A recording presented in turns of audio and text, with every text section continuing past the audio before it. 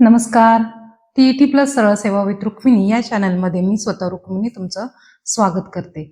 पाठीमागच्या लेक्चरमध्ये आपण बालमानसशास्त्राचं उद्दिष्ट असतील, महत्त्व असतील, त्याच्या व्याख्या असतील, त्याची सुरुवात कशी झाली, या सर्व गोष्टी आपण अभ्यासल्या.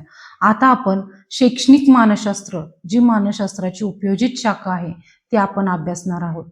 आणि बालमानसशास्त्र आणि शैक्षणिक मानसशास्त्र यांची सांगड कशी घातली जाते किंवा या दोन शाखा सोबत अभ्यास कसा करतात याचा आपण अभ्यास करणार आहोत. तर बघा, शैक्षणिक मानसशास्त्र ही मानसशास्त्राची उपयोजित शाखा आहे. जशी बालमानसशास्त्र ही मानसशास्त्राची शाखा आहे, तशीच शैक्षणिक मानसशास्त्र ही देखील मानसशास्त्राची उपयोजित शाखा मानली जाते.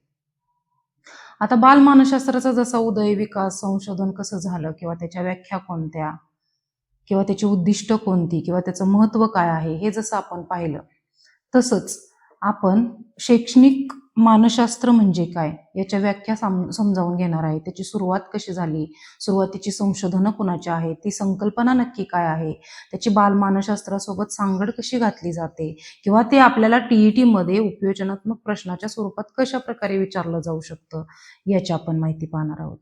तर बघा, सुरुवातीला आपण शैक्षणिक मानसशास्त्राची सुरुवात किंवा कोणत्या मानसशास्त्रांच्या ह्याच्याद्वारे, संशोधनाद्वारे याची सुरुवात झाली हे आपण पाहणार आहोत. शैक्षणिक मानसशास्त्रामध्ये 1896 मध्ये जर्मनीतील एक मानसशास्त्रज्ञ होते ज्यांनी मानसशास्त्र हा ग्रंथ लिहिला. मग हे मानसशास्त्र कोणते, तर ते आहेत हर्बार्ट. हर्बार्ट हे खूप महत्त्वाचे आहेत. त्यांनी मानसशास्त्र हा ग्रंथ लिहिला. सर्वप्रथम मानसशास्त्र हा ग्रंथ कोणी लिहिला असा जर प्रश्न आला तर हर्बार्ट यांनी सर्वप्रथम मानसशास्त्राचा ग्रंथ 1896 मध्ये लिहिला. मग हर्बार्ट यांची एक दुसरी एक गोष्ट महत्त्वाची आहे. ज्याप्रमाणे आपण शिक्षक बांधव किंवा आपण ज्यावेळी अध्यापन करत असतो त्यावेळी आपण पंचपदीचा उपयोग करत असतो. ती पंचपदी कोणी मांडली, तर ती पंचपदी देखील हर्बार्ट यांनी मांडली.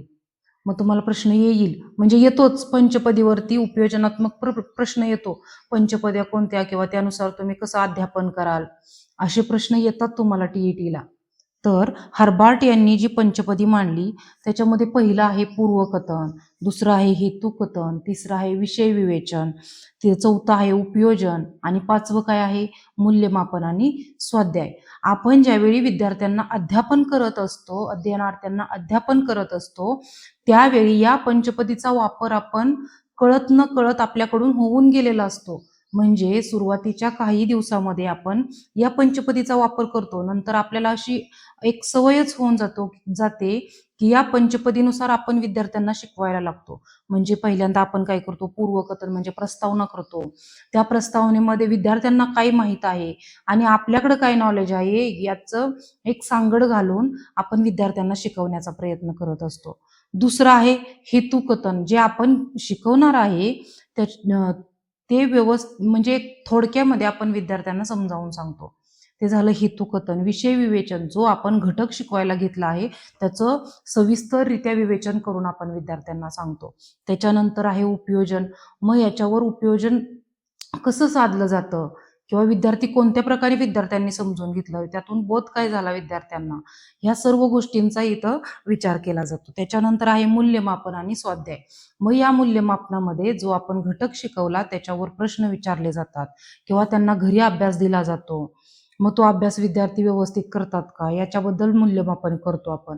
या हर्बार्टच्या पंचपदीनुसार आपण विद्यार्थ्यांना अध्यापन करत असतो. मग ही हर्बार्टची पंचपदी आपल्याला महत्वाची आहे. म्हणजे हर्बार्टच्या बाबतीमध्ये दोन महत्वाच्या गोष्टी कोणत्या, तर हर्बार्ट याने मानसशास्त्र हा ग्रंथ सर्वप्रथम 1896 मध्ये मांडला. दुसरी म्हणजे त्याने पंचपदी मांडली, ज्याच्यामध्ये प्रस्तावना आहे, म्हणजेच पूर्वकथन आहे, हेतुकथन आहे, विषय विवेचन आहे, उपयोजन आहे आणि त्याच्यानंतर स्वाध्याय आणि मूल्यमापन, हे 5 घटक तुम्ही लक्षात ठेवणं गरजेचं आहे. आता पुढे आहेत पेस्टॉलॉजी. पेस्टॉलॉजी यांनी देखील शैक्षणिक मानसशास्त्रामध्ये त्यांचा खूप हातभार आहे. त्यांनी काय सांगितलं, तर विद्यार्थ्यांच्या माहिती पाठांतरावर तुम्ही भर देऊ नका, असं त्यांनी सांगितलं, की तुम्ही जर नुसतं पाठांतर करण्यावर विद्यार्थ्यांच्या भर दिला, तुम्ही आकलनाकडे लक्षच नाही दिलं, तर तो विद्यार्थी कसं शिकणार? पाठांतर नुसतं तुम्ही पाठांतर करून घ्याल का? पाठांतर विद्यार्थ्यांकडून रोट लर्निंग नुसतं होत राहील आणि त्यांच्या आकलनामध्ये बसेल की नाही याची शाश्वती नाही. मग त्याच्यामुळे तुम्ही माहितीच्या पाठांतरावर फक्त भर देऊ नका, तर त्यांच्या जन्मजात ज्या क्षमता आल्या आहेत त्याचा देखील विकास करण्याचा प्रयत्न करा. त्याच्या जन्मजात क्षमतांवर तुम्ही काम करा, असं त्यांनी सांगितलं. कुणी? जॉन पेस्टॉलॉजी यांनी. त्यांच्या मूलभूत ज्या क्षमता आहेत त्या क्षमतांवर तुम्ही काम करा, त्यांच्या फक्त पाठांतरावर महत्त्व देऊ नका, हे जॉन पेस्टॉलॉजी यांनी सांगितलं.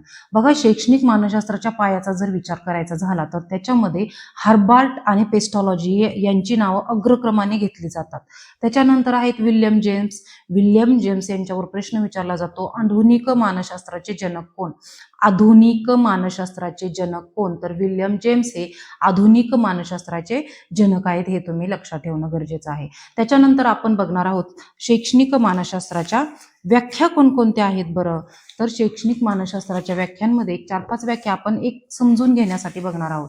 त्यातली गुथ्री आणि पॉवर्स यांची जी व्याख्या आहे ती बघा, जे शास्त्र मान्यता पावलेल्या मानसशास्त्रीय तत्वांचा उपयोग करून शैक्षणिक समस्यांचा उलगडा करते त्या शैक्षणिक मानसशास्त्र असे म्हणतात. तुम्ही इथं लक्षात ठेवणं गरजेचं आहे. व्याख्या पण तुम्हाला डायरेक्ट इनडायरेक्टली विचारली जाऊ शकते. तर गुथ्री व पॉवर्स यांची व्याख्या कोणती आहे, तर एवढंच लक्षात घ्या, शैक्षणिक समस्यांचा उलगडा करतो त्यास शैक्षणिक मानसशास्त्र असं म्हणतात. मग समस्यांचा उलगडा करणं असं कोणी मांडलं, तर गुथ्री व पॉवर्स यांनी. पुढचं आहे B.F. स्किनर. स्किनर यांची व्याख्या खूप महत्वाची आहे, याच्यावर प्रश्न देखील विचारला जातो आणि खूप सोपी आहे. अध्ययन अध्यापनाचा अभ्यास करणारे शास्त्र. अध्ययन आणि अध्यापन म्हणजे आपण शिकवलं आणि विद्यार्थी शिकतात याचा अभ्यास करणारं शास्त्र म्हणजे काय?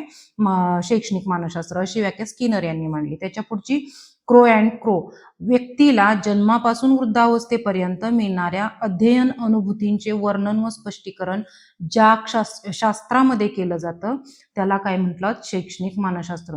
म्हणजे आपण म्हणतो आपण आयुष्यभर शिकत असतो आणि शिक्षण ही प्रक्रिया अखंड चालणारी प्रक्रिया आहे. तसंच क्रो यांनी मत मांडलं की व्यक्तीला जन्मापासून प्रौढावस्थेपर्यंत मिळणाऱ्या ज्या अध्ययन अनुभूती आहेत त्याचं वर्णन करणं आणि त्याचं स्पष्टीकरण करणं म्हणजे शैक्षणिक मानसशास्त्र, अशी शैक्षणिक मानसशास्त्राची क्रो यांनी व्याख्या मांडली. आता पुढे आपण बघणार आहोत शैक्षणिक मानसशास्त्र ही मानसशास्त्राची उपयोजित शाखा मानली जाते. मग बालमानसशास्त्र व शैक्षणिक मानसशास्त्र यांचा अगदीच जवळचा संबंध आहे. म्हणजे बालमानसशास्त्र आपण अध्यापन करत असताना ज्यावेळी आपण बालमानसशास्त्राचा अभ्यास करतो त्यावेळी आपल्याला शैक्षणिक मानसशास्त्र म्हणजे काय, त्याचा अभ्यास किंवा त्याचं अध्यापन करताना काय महत्व आहे किंवा त्या दोघांची सांगड कशी घातली गेली पाहिजे किंवा बालमानसशास्त्र जर एक कार्य करत असेल त्याच जागी शैक्षणिक मानसशास्त्र काय कार्य करत असेल याचा आपण अभ्यास करणार आहोत. बघा, शैक्षणिक बालमानसशास्त्र ही मानसशास्त्राची स्वतंत्र शाखा आहे.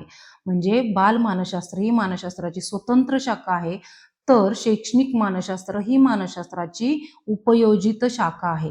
आता वर्तन वैशिष्ट्य बघा, बालमानसशास्त्र काय सांगतं, तर बालमानसशास्त्र ही बालकाची वर्तनाची वैशिष्ट्य सांगतं. म्हणजे बालक कसा आहे, कसा वागतो याची वैशिष्ट्य बालमानसशास्त्र सांगतं. तर या वर्तनाला सामाजिक दृष्ट्या योग्य वळण कसं लावता येईल, त्यासाठी काय उपक्रम राबवता येईल किंवा त्यासाठी काय काय सुविधांचा वापर करता येईल, त्यासाठी कोणते शैक्षणिक साधनं वापरता येतील, याचं कार्य शैक्षणिक मानसशास्त्र करत असतं.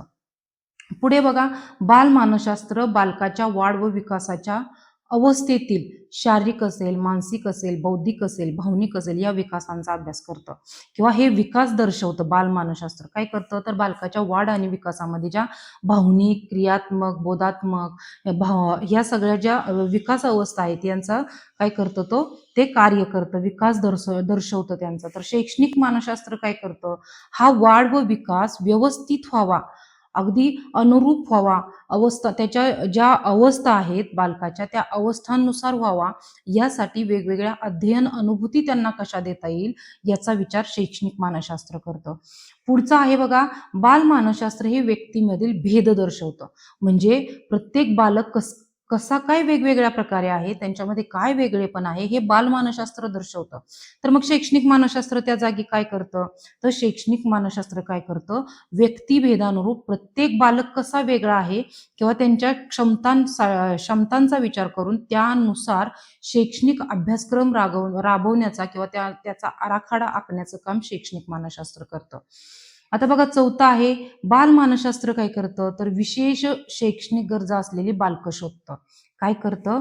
विशेष शैक्षणिक गरजा असलेली बालकं कोण कोण आहेत, म्हणजे मतिमंद असतील, ज्याच्या अस्थींचे रोग असतात असे असतील, किंवा खूप त्यांना जे काही मानसिक आजार असतात असे असतील, अशी विशेष बालकं शोधण्याचं कार्य कोण करतं? बालमानसशास्त्र. तर शैक्षणिक मानसशास्त्र काय करतं?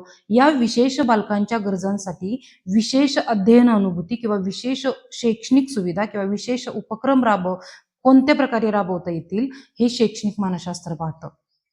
आता पुढचं बघा आहे बालमानसशास्त्र बालकाच्या बुद्धिमत्तेची क्षेत्र दर्शवतं. म्हणजे प्रत्येक बालकाची बुद्धिमत्ता, कोणकोणत्या प्रकारची बुद्धिमत्ता आहे त्यांच्याकडं, कोणत्या बालकाकडे कोणत्या प्रकारची बुद्धिमत्ता आहे, याचा अभ्यास करण्याचं काम कोण करतं किंवा त्याची क्षेत्र कोण दर्शवतं? तर बालमानसशास्त्र दर्शवतं.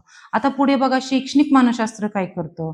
तर एखाद्या बालकाकडं बौद्धिक विकासामध्ये किंवा त्याच्या बौद्धिक क्षेत्रामध्ये जर त्याला स्पोर्टमध्ये म्हणजे क्रीडामध्ये जास्त त्याला जास्त हे असेल, काय असेल म्हणतो, आवड असेल, किंवा एखाद्या विद्यार्थ्याला संगीतामध्ये आवड असेल, अशा एखाद्याला अभिनेता बनण्यामध्ये आवड असेल, अशा कोणत्या बालकामध्ये कोणकोणते गुण आहेत किंवा काय त्याची बौद्धिक क्षेत्र आहेत, हे जाणून घेण्याचं काम बालमानसशास्त्र करतं. तर शैक्षणिक मानसशास्त्र त्यासाठी कोणकोणते उपक्रम शिक्षकांनी राबवले पाहिजेत किंवा त्याचं जे बौद्धिक क्षेत्र आहे ते वरती कसं उचलून आणता येईल, त्याच्यामध्ये विकास कसा करता येईल, ते ऑप्टिमाइज कसं करता येईल, याचा अभ्यास कोण करतं? तर शैक्षणिक मानसशास्त्र करतं.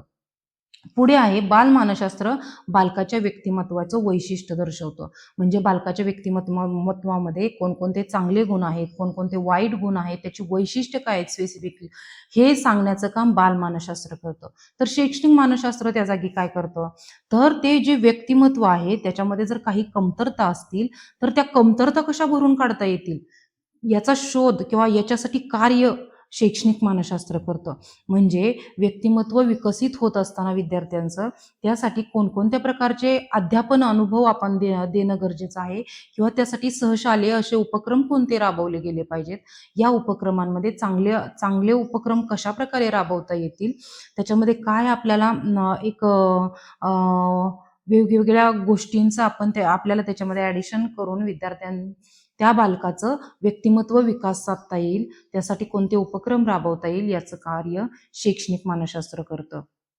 पुढे आहे बालमानसशास्त्र बालकातील संबोधात्मक, तार्किक, अवबोधात्मक, सर्जनात्मक विचार प्रक्रियेचा आढावा घेतं. म्हणजे बालक कोणकोणत्या प्रकारे बालकामध्ये गुण आहेत किंवा कोणकोणत्या प्रकारे त्याचं थिंकिंग आहे, विचार प्रक्रिया कशी आहे, त्याची तार्किक क्षमता कशी आहे, किंवा त्याच्यामध्ये सृजनात्मक विकास कितपर्यंत आहे, त्याची जिज्ञासा किती आहे, एखादी गोष्ट शिकण्याबद्दल त्याच्यामध्ये कुतूहल किती आहे, याचा सर्व गोष्टींचा अभ्यास बालमानसशास्त्र करतं. ते दर्शवण्याचं काम बालमानसशास्त्र करतं. तर शैक्षणिक मानसशास्त्र काय करतं? त्या विचार प्रक्रिया व्यवस्थितपणे चालल्या जाव्यात किंवा त्याच्यामध्ये कोणत्याही अडचणी निर्माण होऊ नयेत. जर त्या अडचणी येत असतील तर त्यासाठी कोणते उपक्रम राबवले पाहिजेत, शिक्षकांनी कोणते कार्य केले पाहिजेत, या सर्व गोष्टींचा आराखडा किंवा अभ्यास हे शैक्षणिक मानसशास्त्र करत असतं. बघा शिक्षक बांधवांनो आणि माझ्या भावी शिक्षकांनो, आपल्याला TET मध्ये ह्या बेसिक गोष्टी जाणून घेणं अगोदर खूप गरजेचं आहे. ज्यावेळी आपण या बेसिक गोष्टी आपण जाणून घेऊ, त्यावेळी ज्या पुढे आपल्याला खूप डीपली कन्सेप्ट शिकायच्या आहेत त्या तुम्हाला समजतील. तर बघा, पुढच्या टॉपिकमध्ये आपण बालमानसशास्त्राच्या अभ्यास पद्धती बघणार आहोत, ज्याच्यावर खूप प्रश्न TET ला येतात. तर तुम्ही हे समजून घेणं गरजेचं आहे, बालमानसशास्त्र म्हणजे काय, शैक्षणिक मानसशास्त्र म्हणजे काय, यांची सांगड कोणत्या पद्धतीने घातली जाऊ शकते. मग आपण शिक्षक म्हणून आपण त्याचा वापर आपल्या जीवनामध्ये ज्यावेळी आपण विद्यार्थ्यांना शिकवत असतो त्यावेळी कशा पद्धतीने केला पाहिजे, या सर्व गोष्टींची सांगड आपल्याला घालता येणं गरजेचं आहे. आणि म्हणूनच आपल्यासाठी TET ला हा अभ्यासक्रम राबवण्यात आला आहे. बघा, मानसशास्त्र शिकणं खूप गरजेचं आहे. आपण फक्त TET पास होण्यासाठीच मानसशास्त्र शिकावं असं काही नाही. ते आपल्याला आपल्या दैनंदिन दैनंदिन जीवनामध्ये देखील खूप महत्त्वपूर्ण आहे आणि त्याची आपल्याला जाणीव असणं गरजेचं आहे. त्याच्याबद्दल आपल्याला माहिती असणं गरजेचं आहे. अगदी सर्वांसाठीच मी म्हणते मानसशास्त्र खूप गरजेचं आहे. त्याच्याबद्दल आपल्याला पुरेपूर माहिती असणं गरजेचं आहे आणि आपण टी-ई-टी पात्र होण्यासाठी आपल्याला शास्त्रज्ञांची देखील माहिती असणं गरजेचं आहे. त्याच्यामुळं मी जेवढं सांगेल त्याच्यावरती फोकस करा. आपल्या WhatsApp ग्रुपला मी ह्याच्यामध्ये जे लेक्चरमध्ये घेतलं त्याच्या मी नोट्स पाठवतच राहीन. तुम्ही हे लेक्चर नक्की बघा. तुम्हाला नक्की याचा फायदा होईल आणि याच्यावर आधारित आपण पुढच्या लेक्चरपासून एक 4-4, 5-5 प्रश्न शेवटी लेक्चरच्या घेणार आहोत म्हणजे तुम्हाला कळेल की टी-ई-टीला कसे उपयोजनात्मक प्रश्न येत असतात. आणि आपल्या चॅनलला सबस्क्राईब करा, शेअर करा, लाईक करायला विसरू नका आणि कॉमेंट नक्की करा. धन्यवाद.